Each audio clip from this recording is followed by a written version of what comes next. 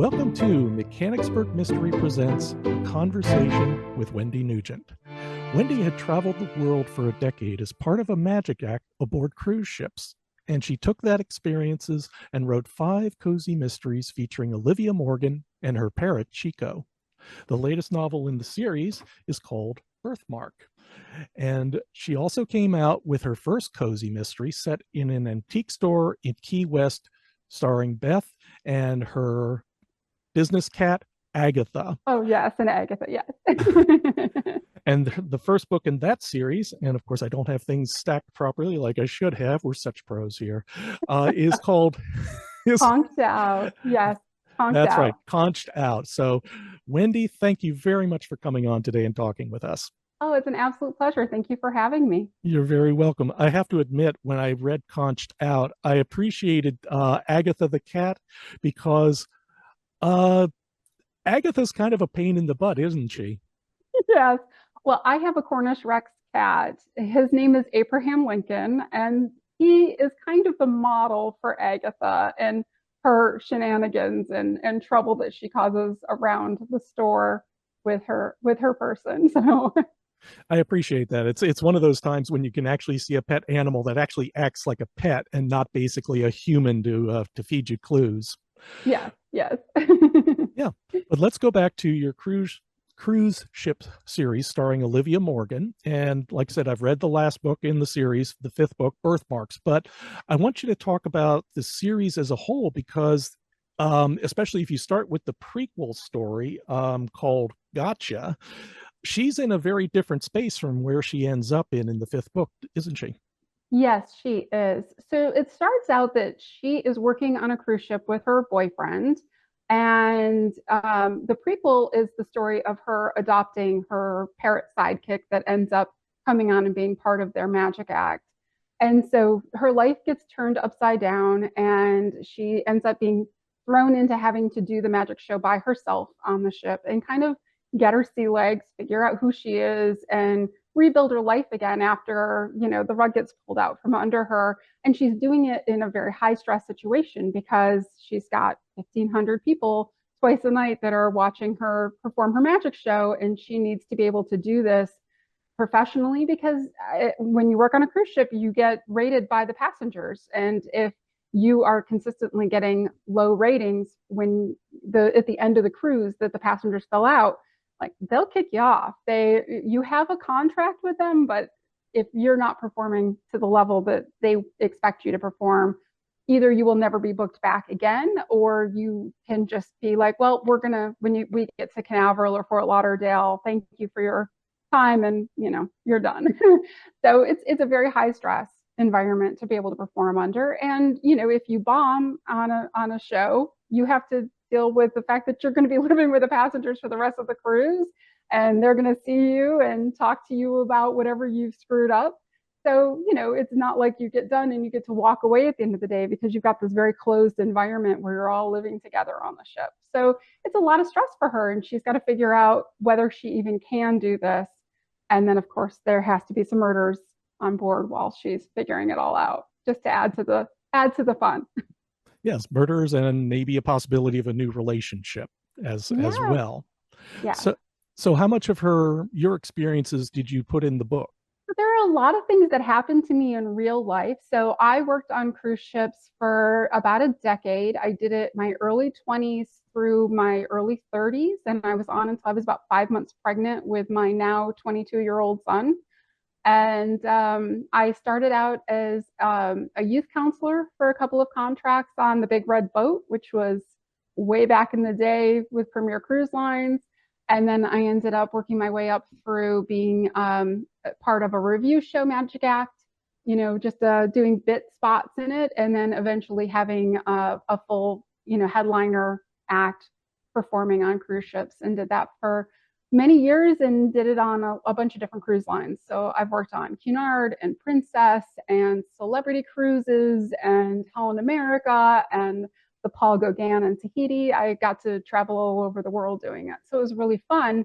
And during those 10 years had some crazy things happen, like the ship hit at the dock one time, and we're at a sail away party, and all of a sudden you hear this horrible grinding noise as the ship rams into it, and it's like big enough you could put like a Volkswagen bus in the side of the ship from hitting.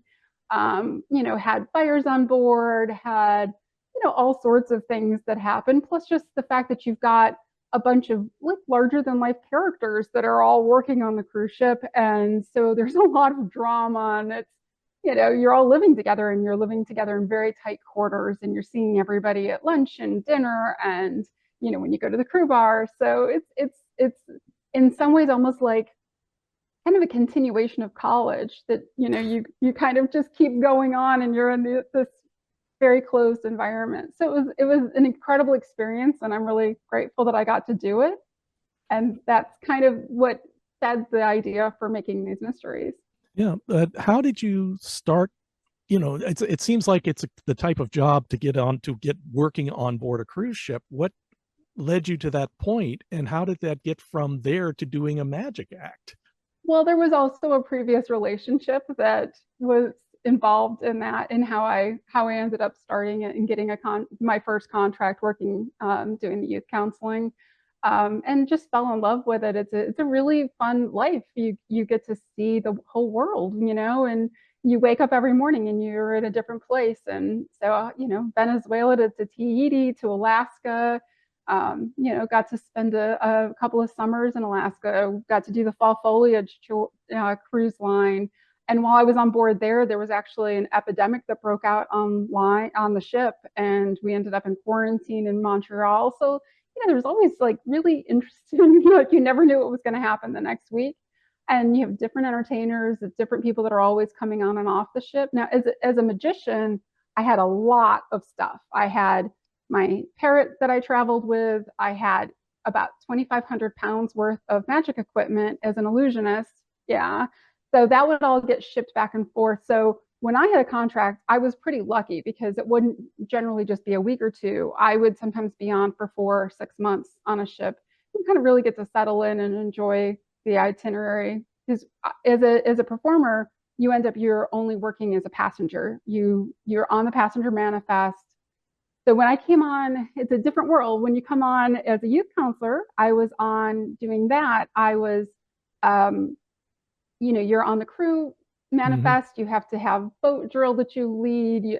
At one point they were having like a big stretcher strapped to my back, and I'm having to crawl on the floor to be able to go rescue somebody in the middle of a fire. And I'm like, 20 years old, and I like, what am I going to do? I felt, it was a lot. But then, over the years, as I worked my way up, you end up on the passenger manifest, you have a passenger cabin, and it's a much nicer life. I would not have been able to last 10 years working as a crew member. That would have been much more difficult. Well, what are the types of people you run into who are employed on cruise ships like this? I would almost expect it's like working with actors. You get a lot of drama. You have a lot of big personalities for sure. And it's really fun because you have people from all over the world. So I worked with people from Australia and people from Africa and a lot of people from India and Pakistan that come on board, working in, it depends. A lot of times it'll be like an entire department. Like often the officers are Greek, or, you've got, there's like, there'll be a bunch of people from Pakistan that come on and they work cleaning cabins and things like that. So you really get to meet people from all over the world and make friends with people. I had friends from Ukraine and, all of those little bits of people. And you got to think the people that kind of give up their whole life and they go off onto a ship, they're going to be a really interesting group of people, because that's not, most people are, they kind of go about their daily life in a normal, go to work and come home. And so the people that are like, what, I just want to go see the world, and this is how I'm going to do it. They tend to be, very dramatic. And you do have a lot of entertainers. I have a degree in theater. That's my college degree from SUNY Fredonia. That's what I had done. So had an entertainment background, and you see a lot of people that, whether they're on the cruise staff or they're an entertainer or they're doing something like that, you have a lot of people that have kind of that background where getting up in front of a group of people and speaking isn't going to, be difficult for them, because almost all of the jobs are very forward facing in the staff positions, where cruise staff or entertainers, you have to be comfortable with speaking with the passengers and making friends with people every week. Yeah. And you have to be always kind of on as soon as you get Yeah. out of your cabin, because you're going to be meeting passengers and you don't know who is going to recognize you, and how Yeah. you treat them is going to reflect on your evaluations, I guess. 100%. And it kind of gave me this little tiny bit of an insight into what being famous is, and made it very clear to me that I am grateful that I am not, I love Taylor Swift. I would not want to live her life. I can't imagine. Like, you can't go anywhere. You're in the bathroom, in the hallway, and somebody starts talking to you through the door about your show the previous night. Like, it's a strange situation to have that kind of like little glimpse into fame. And that was probably, I mean, I like meeting people and I enjoyed that part, but there were times where things would get kind of intrusive. They feel like they know you much more than you know them, because you see all the people out there, but they're watching you specifically for 45 minutes. So when they see you in the hallway, they think they know you and they know your name. Or it might not even be on the ship. You might be out, at a restaurant in Cozumel, and all of a sudden someone's saying your name, and it can get disconcerting to have that happen. Yeah, and I can see also, because you have had an emotional effect on them through your act, through your shows. So Yeah. they look at you and they remember that, whereas to you, it's another show. Yes. Yes. Well, I could see I also. even had a man come up because one of the tricks that we did, I got cut in half, and he literally lifted my shirt to look at my stomach. Oh, And like, you can't hit somebody who does, like, you're in a work environment, but you're also in a work environment and somebody just lifted your shirt. It was incredibly uncomfortable and upsetting. And it was the 90s, so hopefully that sort of thing is less likely to happen now, but it was certainly definitely not at something book that I'll never signings. forget. Yeah. I think that reminds me, if it was Stephen King was at a book signing early in his career when he was still doing them, and I think, and it was something had happened to his hand. He had a bandage, and the bandage came off, and his hand started bleeding. And he's apologizing for, oh my God, I got blood on your book, I'll replace it. And they said, no, it's Stephen King's blood. And he's having to continue to kind of dabble his fingers and keep the wound open because people behind him see this. And They you end want the blood, and it just adds to the gore of the book, right? absolutely, I've got Stephen Yeah. King's blood here. It must be magical. Hopefully It's those not, books though. those books are probably worth an absolute fortune. Now, now I'll ask you for a memory here, and this is again, this is a little bit off the side because of the places you've visited, all the places you've seen around the world. If is there a particular memory that just kind of comes back to you as, wow, that was really special? So Tahiti, I did 6 weeks. I wish it had been a longer contract. 6 weeks in Tahiti on the Paul Gauguin was uh, that was a dream. And if I ever have an opportunity to go off for 6 months and just go off grid and vanish out of my regular life, it would be to go to Tahiti. Bora Bora is it looks like something out of a magazine, a travel magazine. It does not look real. There was a little, so Fatu Hiva was this island that's a volcanic island. And it was an incredible experience too, because Jean-Michel Cousteau, Jacques Cousteau's son, was on board as a guest lecturer. And so I got to go and, listen to his lectures and watch films that had never been released of him and his dad. And then, the ship pulls up to this little island that no one hardly ever goes to. And the pungent aroma of these amazing herbs from Fatu Hiva. I had, when I got off the ship, they put a lei with all these herbs around my neck. I kept it for years until it absolutely disintegrated. And I'd open up the box and it would just, all the memories would come back from smelling the herbs from that island. It was the most amazing experience. And everyone's in thatched huts and there's just chickens walking around, and the man that was giving the tour, it was amazing. He like, this is how we get breakfast, and he lifts up a shrub and he pulls out an egg, and and then crawls up a tree to get a coconut. And I was like, this is the most incredible experience. I it was a dream to get to do that. It was a really amazing dream. So if anyone ever has an opportunity, the Paul Gauguin was an amazing cruise line. It's a very small ship. It's funny because it's very expensive, but in comparison to going on like an American, more Americanized cruise line, it's, the people that are on board are neurosurgeons and, amazing, high level executives and things like that.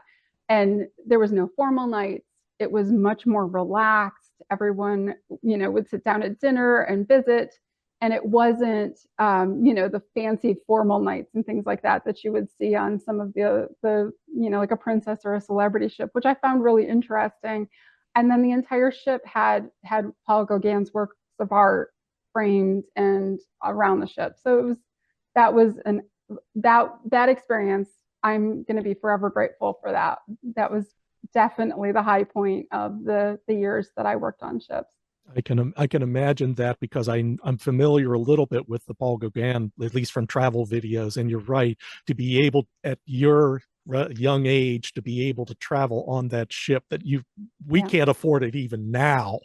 exactly. No, it was very expensive. I think back then it was like the cabin I was in, like $7,500 a week. Yeah. And Mhm. but it was the most incredible experience. And I was really lucky because we were going, the ship was going to Tahiti and Bora Bora and all of these amazing islands. But one of the cruises was they went up to the Marquesas, and it was just incredible. It was just amazing. You get to see places where they may not, to get mail, it might take them a month to get there because they're having to bring it in by boat and things. And so and it was a small enough ship that it wasn't like you pulling up with this huge, 5,000 people. It's a small group. Oh, So absolutely. Yeah. get to go to people's homes and see how they're living, and it was amazing. It was absolutely amazing. And yeah, definitely if I could go and spend 6 months in Tahiti and go to the Marquesas again, I would do it in a hot second. Mhm. Well, let's move away from the tropical climates to something more down to earth, and that's your writing and how you got to transition into deciding to write mystery novels. How did that work? So when I was working on cruise ships, I had the idea for this series. I had the idea of this woman who ends up on a cruise ship working and solving mysteries. Because I'm a huge mystery reader. I have been since I was a little girl, Trixie Belden and Nancy Drew and all of those. And then my grandma, who passed away a couple of years ago, she and I were voracious readers, and we shared all the Cat Who books back and forth and everything. So and working on a ship, especially if you only have a couple shows a week, you have a lot of time on your hands. And back then there was very little television. There was no internet on ships. So if you were on a ship, you had a lot of free time, which was perfect for someone who's a reader, Mhm. especially when there's a library on board and you can just, work your way through there. And then on port days, a lot of times I know where like every used bookstore was and every port, and would, come back to the ship loaded up. So I just was constantly reading mysteries because that's just what I enjoy the most. And so I always had these ideas in my head. Oh, that would make such a good story. I really would love to do that. Like I said, when I got off the last ship, the last cruise that I was on, I was 5 months pregnant. And so then I was raising children, and that took up most of a few years before you kind of have that mental brain span to be able to go, oh, I want to do that. I really, I'd always wanted to be an author, and I had done some children's books and things like that in my married name.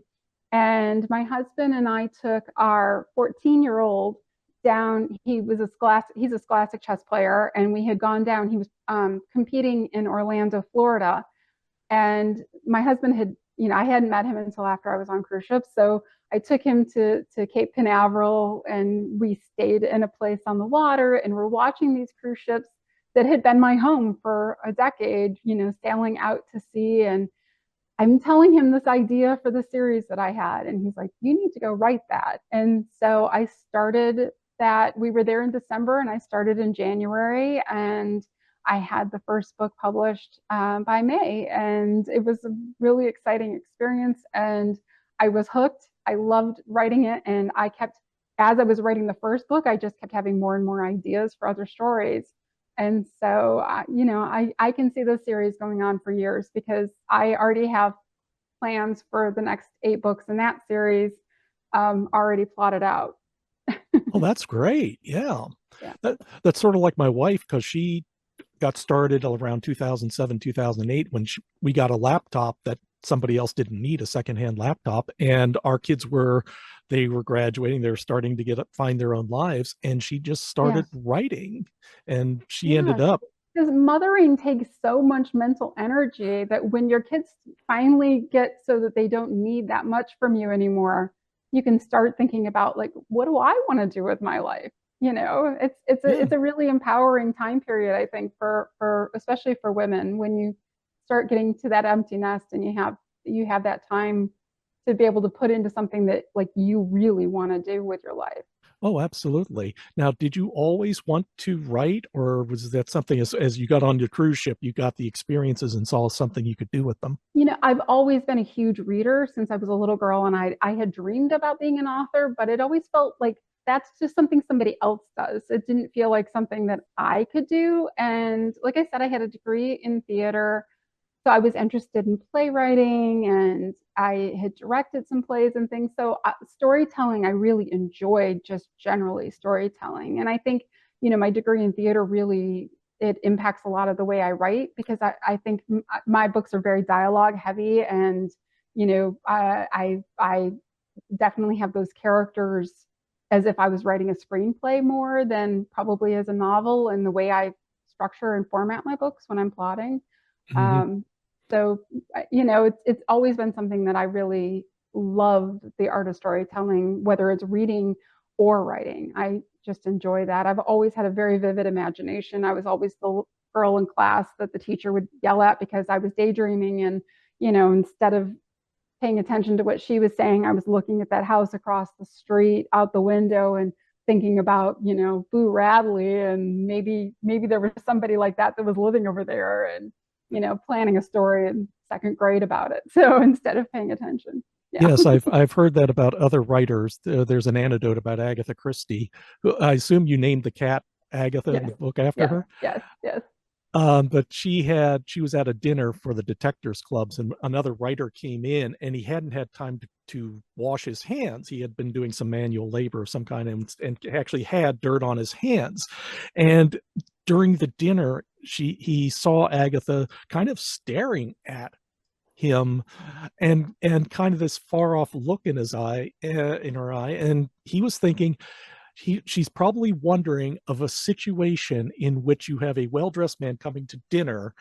She's just thinking about the plotting problem behind that. And have you done things like that to say? Yeah.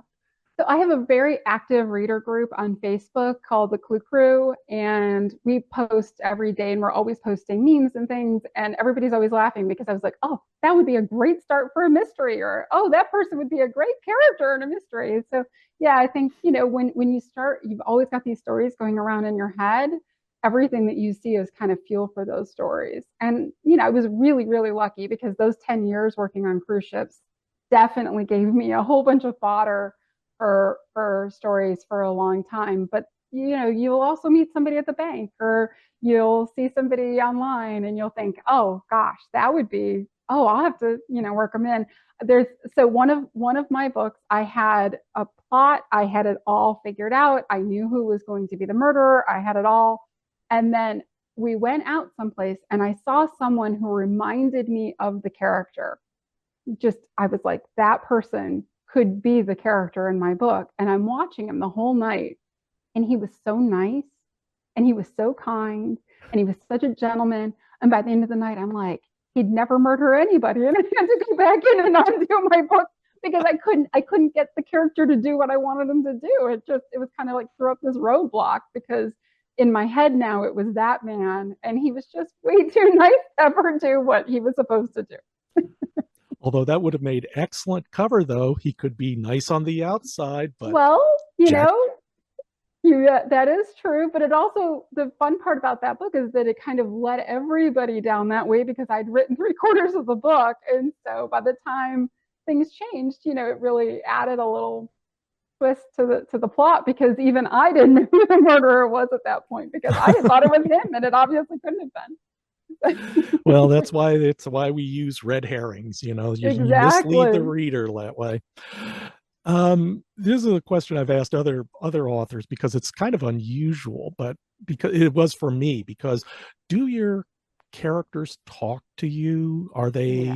Do they talk solely within the plot, or are they kind of asking you, my story is really good. You really should tell it.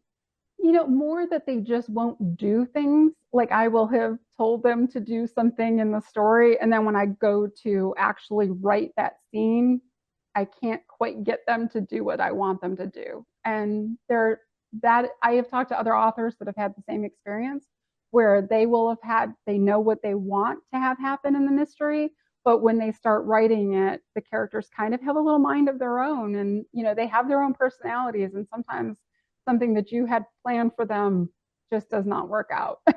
So Uh, I don't necessarily have them talking to me, telling me the story, but more that they're just kind of contrary and they won't do what I've told them to this scene is badly written. If you remember Galaxy Quest, yes. So have you? Let's talk about some of the books you've read, because I always like getting recommendations. And I'm not going to ask something like, "Oh, the best book you've ever read," because that's impossible. But is there anything lately that you've been reading that strikes you as interesting, or that if you were talking to a friend who's a reader, what would you recommend? Well, I for comfort read, I go back to my Cat Who books. I love that series. I don't think you can ever go wrong with the Cat Who mysteries. They're just, especially if you've read them before, like, you can read them again, and they're just such a nice escape to go up to Moose County and hang out with Will for a little while. Um, right now, I am deep in research for, so Conked Out is the Key West mystery. And so this book is from the Hemingway House, and I am working on the research for the sequel to Conked Out. So that will be out sometime next year. I'm finishing up the next book in the cruise ship mysteries right now, called Stern Warning. And then I have a book that I'm writing for an anthology, that's going to be a crossover where my characters from my Key West mysteries are going to go on a cruise. So I'm really excited about that. And then when that's done, I'm going to be writing this book, and it's going to be with the Hemingway House and some of the history from when the Hemingways lived in Key West. So I'm very excited about that. And this book is from the Hemingway House. You can see the little sticker on it. I thought this was so sweet. They've even embossed it with their, when you buy it there. So that one is what I'm working on right now. And I've got a stack of Hemingway books of history of, and I know most of it I'll never use, but you just never know what that one little bit of something that you read is going to be the thing that's going to be like, that I want to put in the story. Yeah, because it's not only just the story itself, but the underlying Yeah. personalities involved, and you want to get some idea of Yes. what they are like. Yeah. And as a matter of fact, I am something of a Hemingway fan, and I have a book called The True Gen, Oh, Gen. I And will look it up. yeah, it is interviews with people who have known Hemingway, and the way they structure it, they'll tell a story from one person's point of Oh, view, and then they'll tell it from another person's point of view, and they'll quote Hemingway, so you can get, just this section on Key West will probably give you some insights into oh, anything that's yes. happened. Oh, that's exciting. Oh, thank you for that. I can't wait to go get that. I will, as soon as we get off, I will go order that, because Yeah, that's perfect. That yeah, is absolutely perfect. Yeah.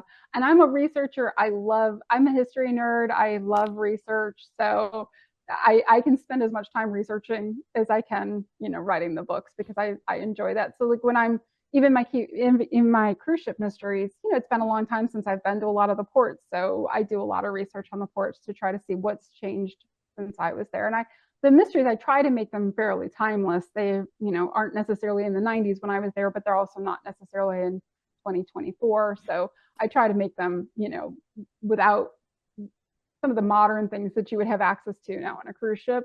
but I don't want to like put something in that like no longer exists or, into it. So I have fun with that. And I joke that somebody will call me and I'll be like, I can't right now. I'm in St. Thomas at a restaurant and I'm looking at their menu and planning my meal. And so it's just really fun. Yeah, and I could see that depending on the port you're writing about, some of them have become quite crowded. You've Yes. actually had apparently, like in Barcelona, apparently there are active groups that are confronting cruise ship passengers because Well, they're it's of the it's one of the things overtourism. that happened in Key West as well, which is Oh, part of why I thought that was an interesting port to write about. And I'd spent a lot of time there, and I had one of the wonderful things when I worked on cruise ships is when you have that crew pass, you can get into a lot of tourist places for free because they want you to be able to go back and tell everybody on the ship, oh, you should go to the Hemingway House, you should go wow. here.